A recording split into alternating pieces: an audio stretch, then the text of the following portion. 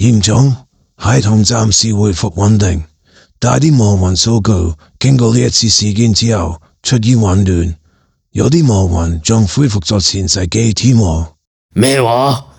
恢復記憶？咁大件事？嚴總啊！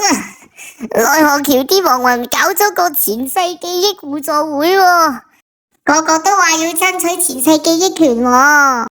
咩話？記憶權？記憶面我就識。嚴總，玉帝大人已經到咗地府大廳等緊你啦。條友終於到嚟啦，就等我聽下佢有啲咩廢話講。話風一轉。一大班亡魂就喺奈何橋頭上邊嗌口號，要求爭取更多權利。各位亡魂朋友，我哋要爭取返我哋嘅記憶權。我哋有權知道自己嘅前世，有權選擇投胎嘅方式。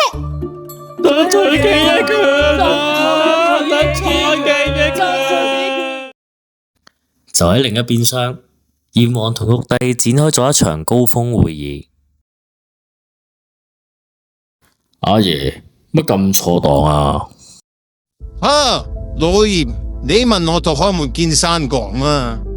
你都知地府要向天庭定期繳交功德幣，俾我哋天庭做咗雙運作。再者，如果有亡魂諗住得道成仙，或者投考天兵天將，都可以透過銀位繳付功德幣。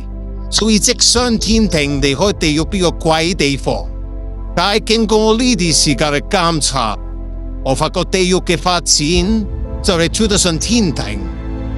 如果再係咁嘅話，就再冇亡魂願意離開地獄，前往天庭得道成仙，咁樣會嚴重影響天庭嘅士氣同埋發展。依家就連天庭班大臣都話想過嚟地府旅居。你話咁樣成何大統？我今日親自嚟就係想勸你放棄發展掉現代化。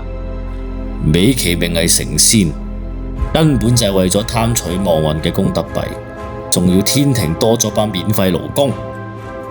阿爺，我發展地獄嘅原意就係睇唔過眼啲亡魂用佢辛辛苦苦儲翻嚟嘅功德幣去買天庭嘅官位，做埋啲天兵天將。呢啲就係定律。你諗下，如果唔係有咁多功德幣，邊得你有咁靚嘅天庭同咁多大羅神仙啊？呢一切係終身仍有向上爬嘅追求同向往，係三界自然而成嘅規律。冇咗呢個規律，你同我仲有存在嘅需要嗎？阿爺，雖然每個亡魂已經俾生死簿系統捆綁咗幾世，但係都叫做體驗到每一世唔同嘅人生。所謂嘅位列仙班，就係一做就要做上千萬年。呢個美其名眾生向往嘅天庭，根本就係比地獄更可怕嘅無盡監獄。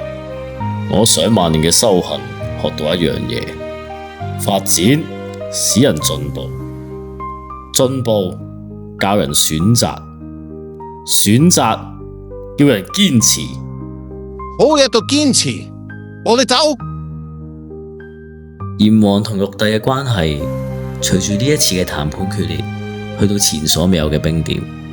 面對咁大嘅挑戰，閻王同佢嘅團隊又會點樣應對呢？欲知後事如何，敬請期待下一集。